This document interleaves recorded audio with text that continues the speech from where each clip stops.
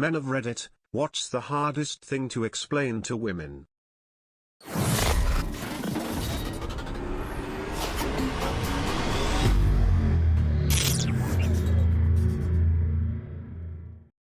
Why, I don't know what the fuck my best friend is up to in life even after hanging out with him all day. Why my husband bothers telling me information about our friends is the world's greatest mystery. Corey's moving apparently. Oh, where to?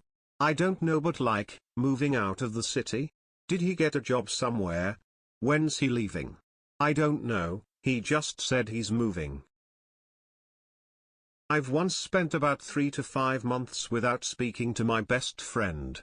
Didn't see him, text him or played any video games, but then I just randomly hit him up and we continued talking like nothing happened with no feelings hurt. GF can't understand how we're best friends. We can hang out with other guys all day and not talk about anything personal or of substance. I think women tend to share more of this stuff with each other. What's going on in their relationships, career, etc., while guys tend to not share this kind of stuff with each other so often. We will every now and then. But a lot of time we tend to kind of keep things on the surface. Bill and Val had a great bit about this. I was at the gym the other day working out with my buddy Joey. And he goes, "Hey, man, I'm getting a divorce." I said, "Wow, that sucks. Can you spot me?" That was our whole conversation. So then I go home to my wife, and I say, "Hey, Joey is getting a divorce." She goes, "Oh, my God. What happened?" "I dunno." "What do you mean you don't know? Is she cheating on him? Is he cheating on her?" Again, I'm not holding anything back here, "I don't know." She goes, "Bill, someone tells you they're getting a divorce and you don't ask any questions?" And I go, "Well, that's because he didn't ask me a question. He didn't say, 'Hey Bill, what do you think about me getting a divorce?' He said, 'I'm getting a divorce,' which said to me, I require no further input on your part. If he had said, 'What do you think about me getting a divorce?' I'd have said, 'Well, you're gonna be dating again, so you should work on your abs.'" I was at home, when my wife and her friends got home one day from the pub. They were all giving me funny looks and smirking. I asked what was going on. They at first refused to tell me. After a little while of prodding, one of them goes, "I heard all about your dick." And they all broke into laughter. I was a little taken by surprise but laughed and said something like, "Oh yay? Hopefully all good." And they laughed, and that was the end of it. After they left, I was like, "What the hell did you tell them?" And my wife responded by saying how she told her friends about our vigorous romps on our honeymoon in Mexico, apparently in great detail. We were there for a week and probably had sex about 3 times a day. We were both pretty sore when we got home. We had an all-inclusive, so we ended up getting day drunk and got pretty physical with each other as you do on a honeymoon. She was like, "Whatever, you probably tell your friends all about us when it's just the boys. I don't know about you guys, but the extent of what I ever say is usually a raised eyebrow and something like, 'Oh yay boo.' I have never once described my wife's body to a single one of my friends, nothing in detail about any of my sexual partners, from before my wife, and it blew her mind. Apparently girls talk in great detail about it, guys usually don't. And they assume we do, and we assume they don't. Dudes talking about sex is me and X did it. How was it? Pretty dope, nice, and that's it. The fact that we can ride in a car with another man for 5 hours and not say a word drives my wife crazy.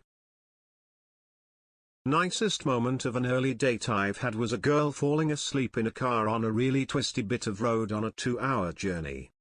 I was so content just having her sit there, comfortable enough in my company to snooze, driving nice and slow so I didn't wake her up, looking over occasionally to make sure she was okay and seeing her being all cute and stuff.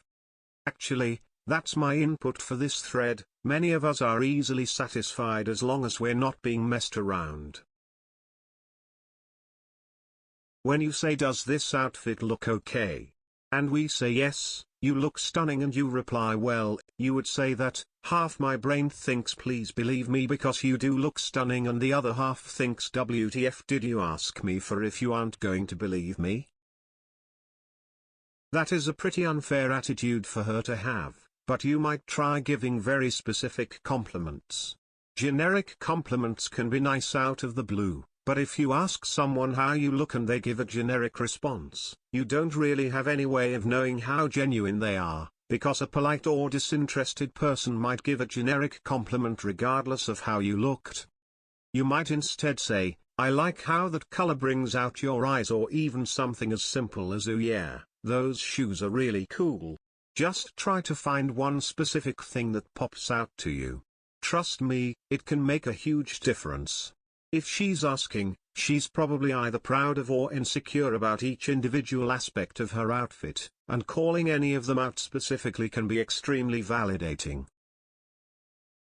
Pro tip: it really helps your credibility when you give honest feedback that you don't like an outfit your partner asks you about.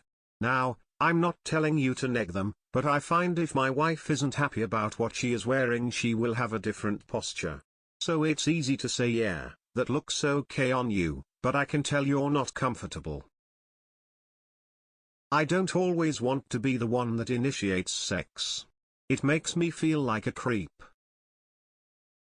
It doesn't necessarily make me feel like a creep, but it makes me think the girl doesn't actually want sex most of the time.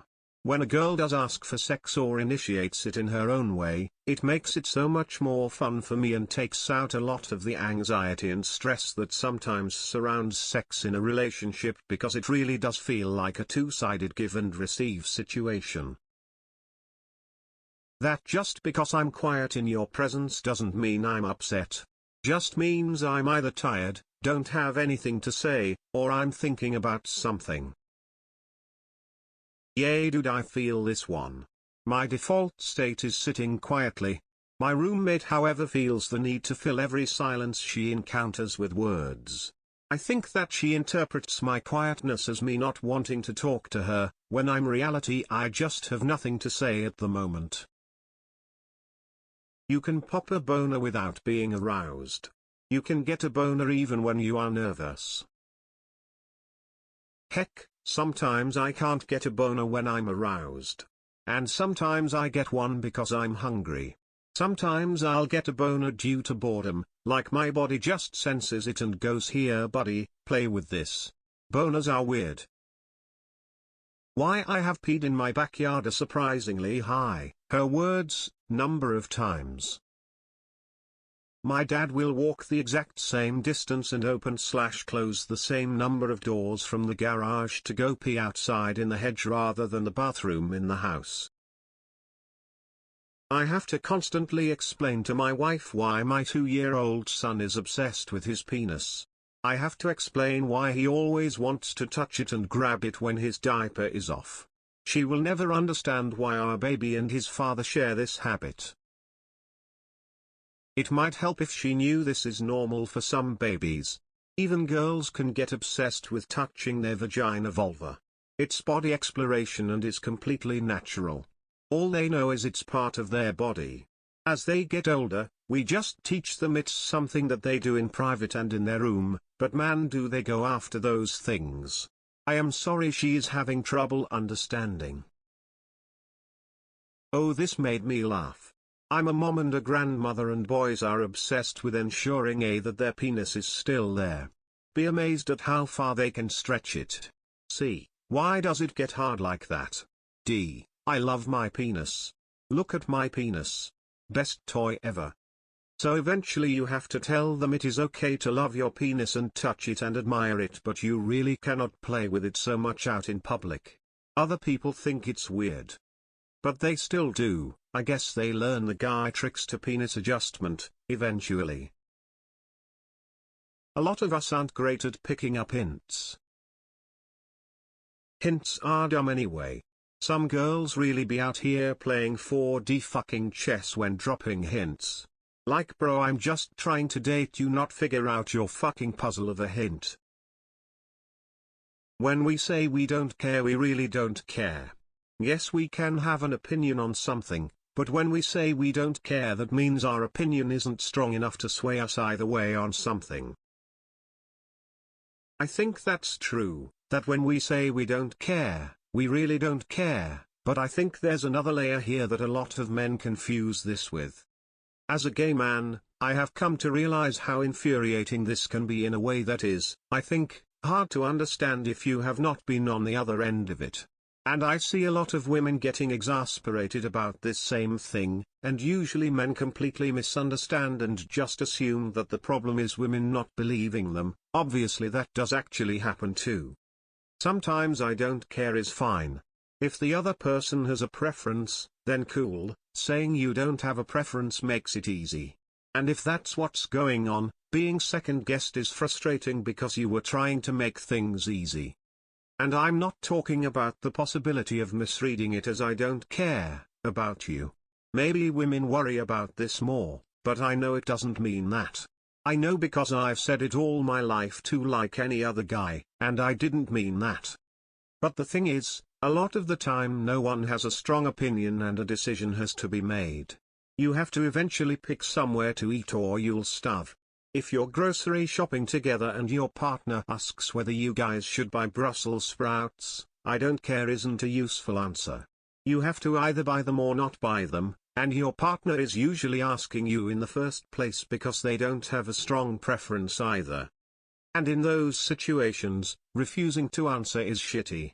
Making decisions when you don't have a strong initial preference takes work, and you're telling yourself that you're just going with the flow to make things easy. But if neither of you have a strong preference, you're actually just offloading that work on your partner. And if you do this frequently, it's a lot like refusing to do your part of the chores and just expecting your partner to clean up after you, with an added dose of self-righteousness and condescension. I have made a concerted effort to do this less often, and everyone seems to appreciate it. If it's clear that I'm being asked to help make a decision rather than to approve/disapprove of someone else's existing decision, I do the work and muster up an opinion. If you like the content, please consider subscribing, and don't forget to hit the like button.